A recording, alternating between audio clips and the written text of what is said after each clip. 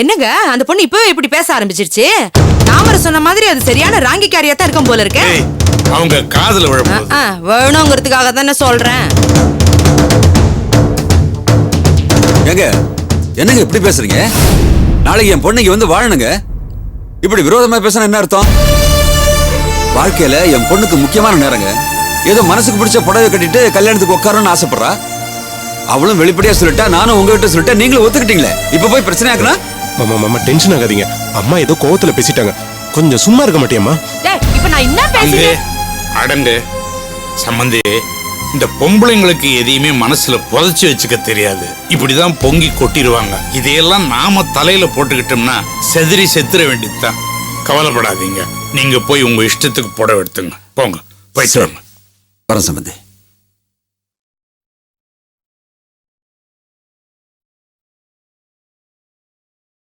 ஏமா இப்படி அறிவில்லாம பேசுற? இதெல்லாம் ஒரு பெரிய விஷயமா? வந்ததுல இருந்து பாத்துட்டு இருக்கிறேன். உன் பேச்சும் சரியில்லை, நடவடிக்கையும் சரியில்லை. உன் மனசுல என்னடா நினைச்சிட்டு இருக்க?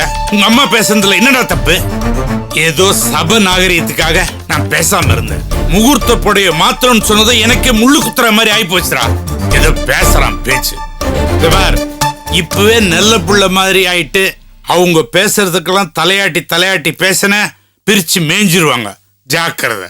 போ, எல்லாரும் போங்க.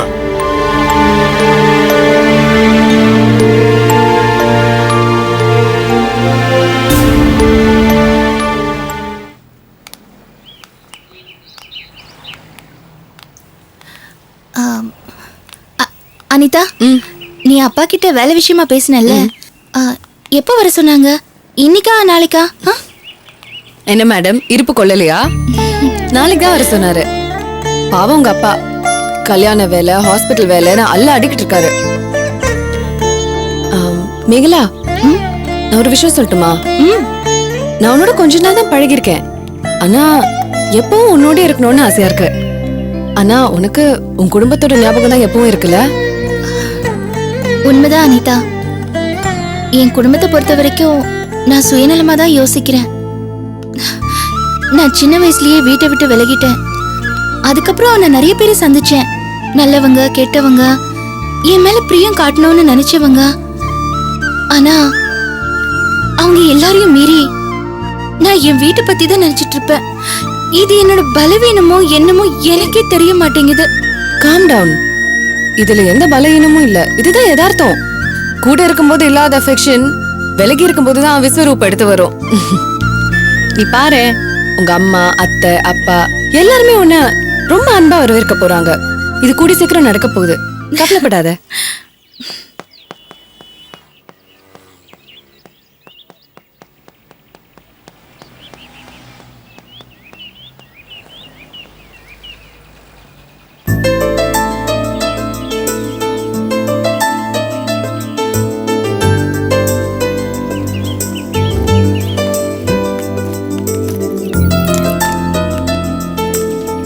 திவாகர், நீ என்ன இங்க? உன் வீட்டுக்கு தான் வந்திருந்தேன். வீடு பூட்டு போட்டிருந்தது. ஒன்னும் இல்ல, பக்கத்துல கடைக்கு தான் போயிருந்தோம். By the way, this is my friend Mithra. Oh, வணக்கம். This is Divakar. ஹலோ. சரி வா, வீட்டுக்கு போய் பேசலாம். இல்ல, ஏற்கனவே டைம் ஆயிடுச்சு, நான் கிளம்புறேன். ஒரு நிமிஷம். நான் வேணா வீட்டுக்கு போறேன். இரு, உனக்கு என்ன அவசரம்? கொஞ்ச நேரம் வெயிட் பண்ணு. சரி, நான் அங்க இருக்கேன். என்னது இது? ஐபாட். ஓ, சக்தி ரொம்ப நாளுக்கு முன்னாடி ரொம்ப ஆசைப்பட்டு கேட்டா. அதான் ஃபாரின்ல இருக்க என் ஃப்ரெண்டு மூலியமா வர வச்சேன்.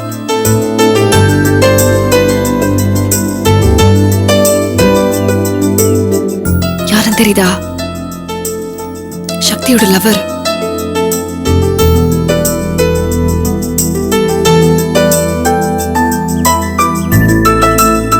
பிரச்சனை ஆயிடுச்சுல்ல, என்னால் அவகிட்ட நேரடியாக கொடுக்க முடியாது.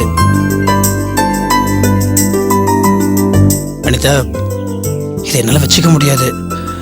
சக்திக்காக வாங்கினது. பார்க்கும்போது அவன் ஞாபகம் வருது. மனசுக்கு ரொம்ப கஷ்டமா இருக்கு. இதை வேற யாருக்காவது கொடுக்க வேண்டும். என்ன அனிதா, இது நான் சக்திக்காக வாங்கினது. இன்னொருத்தர் கொண்டு போய் எப்படி கொடுக்க முடியும்?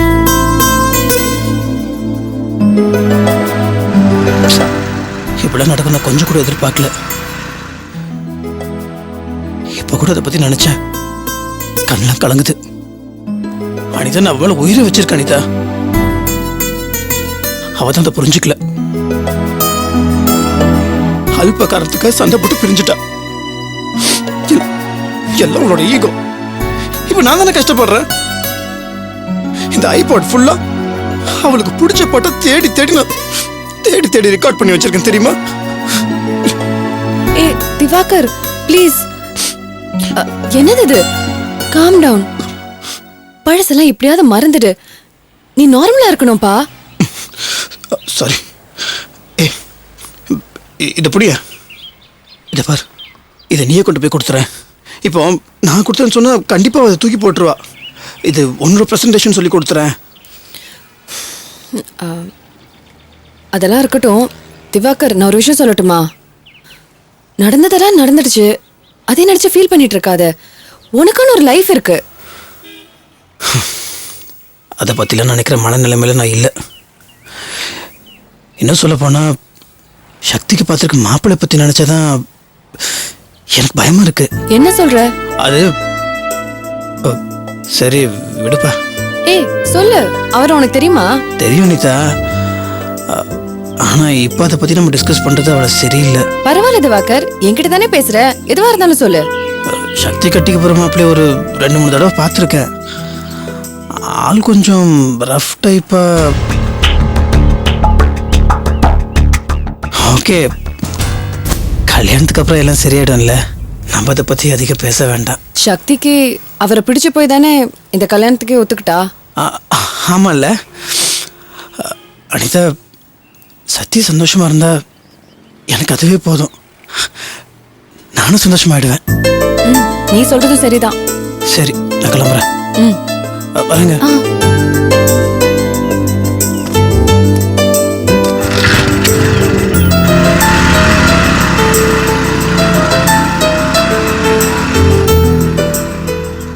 பாத்தியா, உன் தங்கச்சி எப்படிப்பட்ட ஒரு ஆளை மிஸ் பண்ணிட்டான்னு.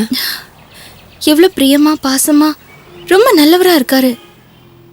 ஆனா சக்தி ஏன் இப்படி நடந்துக்கிறா? எல்லாம் ஒவ்வொரு பிடிவாதம் தான். பல நேரம் அவன் பாவம் இறங்கி இறங்கி வந்தாலும் இவ ஏறி மிதிப்பா.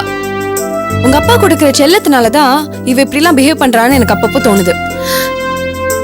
இவங்க பிரச்சனையை சரி பண்ண முடியாதா? இனிமே என்ன பண்ண முடியும்? இது லவர்ஸ்குள்ள வந்த பிரச்சனை, அவங்களா பேசி சரி பண்ணிருக்கணும். சக்தி பண்ண குளறுபடினால பிரச்சனை கைமீறி போயிடுச்சு. 2 வீட்லயும் கல்யாண வேலைகள் பார்த்துட்டு இருக்காங்க. இந்த நேரத்துல நம்ம என்ன பண்ண முடியும்? அவங்க கல்யாண வாழ்க்கையாவது நல்லபடியா அமையணும்னு கடவுள் கிட்ட பிரார்த்தனை ஒண்ணு மட்டும் தான் நம்மளால பண்ண முடியும்.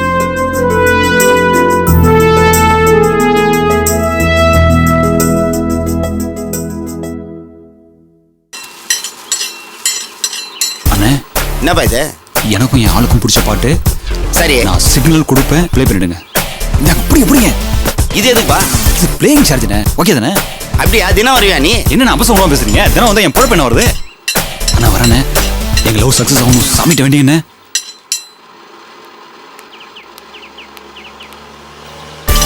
அண்ணா வரேண்ணே, பாட்டு போட்டுருண்ணே. அட இருக்கிற வேலையை பார்க்க முடியல.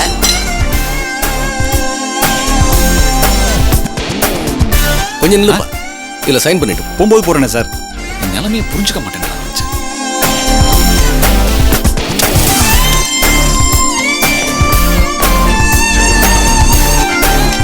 Good morning sir. Good மார்னிங்மா.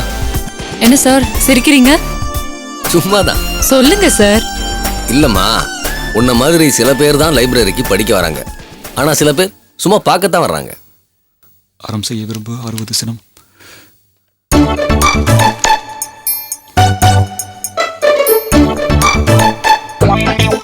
Sir, இந்த புக்குக்கு ரிட்டர்ன் என்ட்ரி போட்டுக்கோங்க. இது இங்க இருக்கட்டும், நீ உள்ள போய் வேற எடுத்துட்டு வா.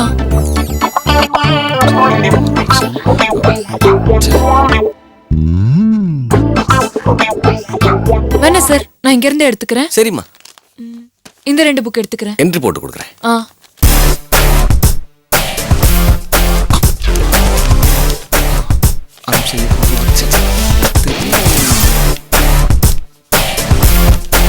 இந்தம்மா.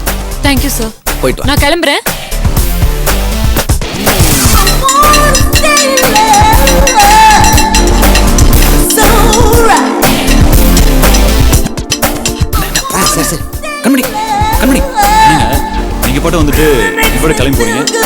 நான் பாட்டுக்கு வந்தா உங்களுக்கு என்ன? நீங்க உங்க பாட்டுக்கு உங்க வேலையை பார்க்க வேண்டியதானே?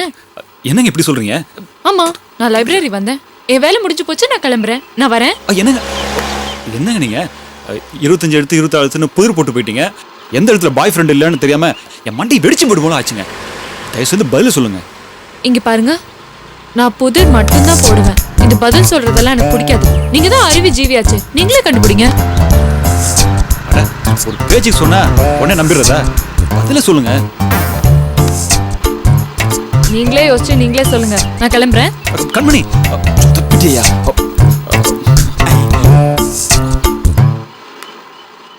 என்ன?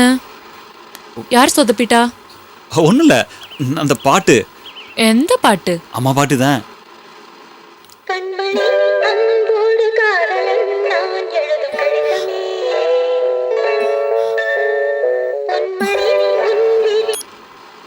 என்னங்க பேசலையா?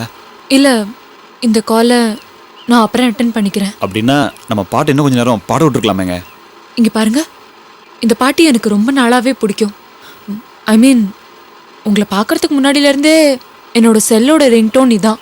சரிங்க, கொஞ்சம் சொல்லிடுங்களேன். எந்த இடத்துல உங்களுக்கு பாய் ஃப்ரெண்ட் இல்ல? அப்போ நீங்க உங்க மூளையை யூஸ் பண்ண மாட்டீங்க. அப்படியே வச்சுங்களேன். எஸ்ங்கிற எழுத்துல தான் எனக்கு பாய் ஃப்ரெண்ட் இல்ல. என் பேர் சரவணங்க. என் பேர் எஸ்ல தான் ஆரம்பிக்குது. எங்க நான் உங்க பாய் ஃப்ரெண்ட் இல்லையா?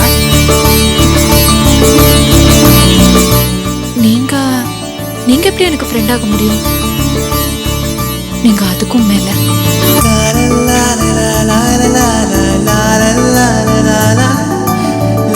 சொந்தம் சொல்ல வந்தேன்.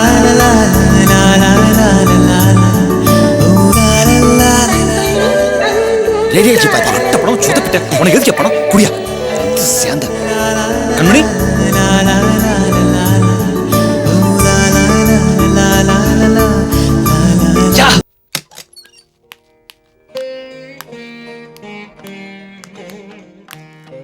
வாங்க, இந்த புடவையை மாத்தணும். சரி, இதுக்கு உண்டான பில் இருக்கா? சரி, இது இங்க இருக்கட்டும். நீங்க அங்க போய் வேற செலக்ட் பண்ணி எடுத்துட்டு வாங்க. போங்க, மாத்திக்கலாம். வாங்க சார், உட்காருங்க. சொல்லுங்க சார். நல்ல புடவையா காட்டுங்க. என்ன விலையா இருந்தாலும் பரவாயில்ல. சரி, ஏற்கனவே எடுத்துட்டு போறது பிடிக்கல, அதான் மாத்த வந்திருக்கோம். எடுப்பா. நல்ல பட்டா கொடுங்க.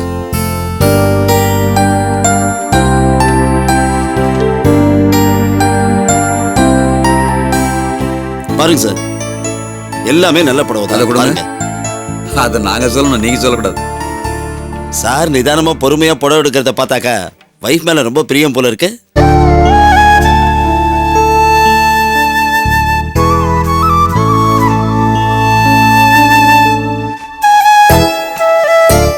பொதுவா லேடிஸுங்க தான் மணிக்கணக்கா புடவையை பர்ச்சேஸ் பண்ணிட்டு இருப்பாங்க சார். ஆனா உங்களை பார்த்தா ஆச்சரியமா இருக்கு சார். உங்களை மாதிரி ஒரு சிலர் தான் வைஃபுக்காக நேரத்தை ஸ்பெண்ட் பண்ணிட்டு இருக்காங்க சார். ஏங்க புடவை எடுத்து போடுங்கன்னா என்னென்னவோ பேசிட்டு இருக்கீங்க. என் பொண்ணு கல்யாணம், அதுக்கு முகூர்த்த புடவை எடுக்க வந்திருக்கோம். எடுங்க.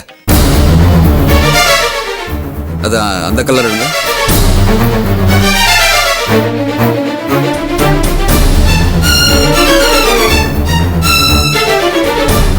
அது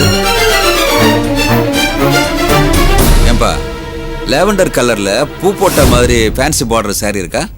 ஏன் சார் நீங்க இதை முதல்ல சொல்லிடக்கூடாது? நீங்க கேட்ட கலர் டிசைன்ல ஒரே ஒரு புடவை தான் சார் இருந்தது. அதை கூட ஒருத்தர் இப்பதான் எடுத்துட்டு போனாரு. அதோ அவர்தான்.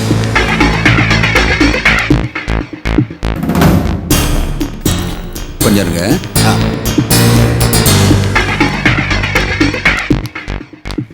தம்பி, அந்த லேவண்டர் கலர் சாரியை கொஞ்சம் பார்க்கலாமா?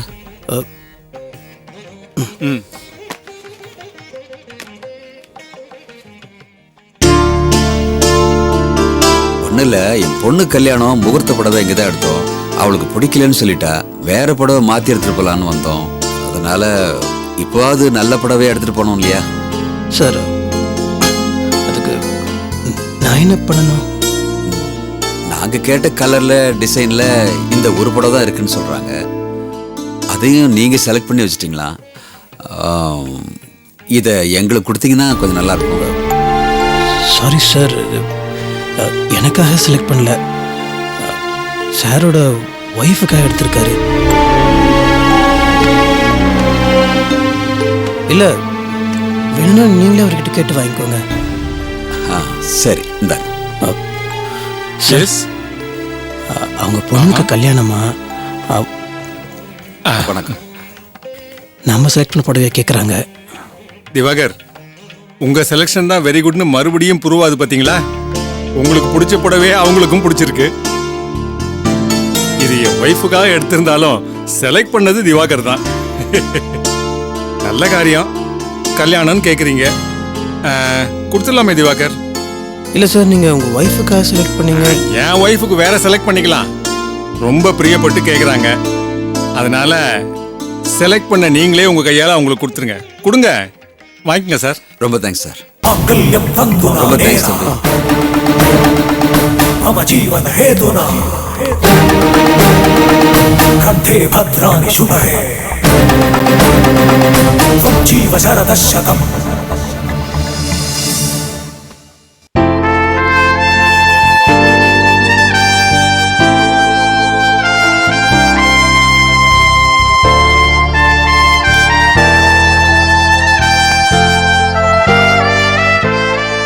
என்ன செழியா உட்காந்தே தூங்கிட்டு இருக்கியா? ஹே அனிதா, வா, எப்படி இருக்க? நான் நல்லா இருக்கேன். என்ன வீட்ல யாரையுமே காணோம்? எல்லாரும் வெளியே போயிருக்காங்க. உன் ஃப்ரெண்டு மேலதான் இருக்கா. அப்போ மேல என்ன பண்ணிட்டு இருக்கா தனியா? உனக்கு தெரியாதா?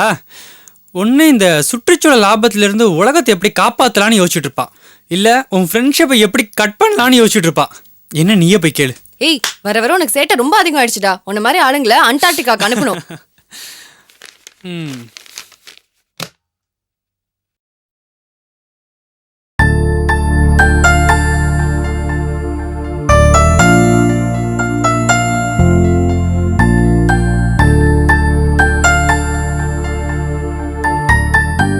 சக்தி, ஹாய். வா. எப்போ வந்த? நான் வந்து ரொம்ப நேரம் ஆச்சு. வந்ததுல இருந்து உன்னதான் பாத்துட்டு இருந்தேன். ஆமா, அப்படி என்ன யோசிச்சுட்டு இருந்த? ஒன்றும் இல்லையே. சரி, அப்புறம் எப்படி இருக்க? Okay. Just okay are fine? I'm perfectly all right. போதுமா? சரி, இந்தா உனக்காக ஒரு கிஃப்ட். பாரு சக்தி. என்ன? இது ஒரு ஐபாட். என் ஃப்ரெண்ட் ஒருத்தர் யூஎஸ் போயிருந்தாரு, அவர் வாங்கிட்டு வந்தாரு. நான் எப்படியும் மேரேஜ்க்கு கிஃப்ட் கொடுக்கணும். ஏன் கிஃப்ட் முதல் கிஃப்டா இருக்கட்டும்னு நினைச்சேன்.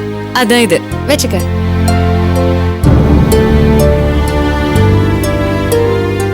இப்படியெல்லாம் திவாகர் சொல்ல சொன்னானா?